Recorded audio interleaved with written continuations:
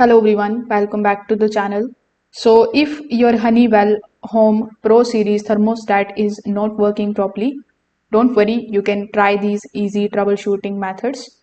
So first of all, if the screen is blank or if it is not responding at all, the very first thing that you need to do is to simply check the batteries. So replace the batteries with fresh ones and make sure that they are inserted correctly. If your thermostat is hardwired, you can check the circuit breaker and then you can turn it off and on once. Also confirm the display turns on properly after the power is restored. Now, if your system is on but it is not heating or cooling, you can go to the thermostat settings and make sure that the correct mode is selected. It should be heat in winters and it should be cool in summers.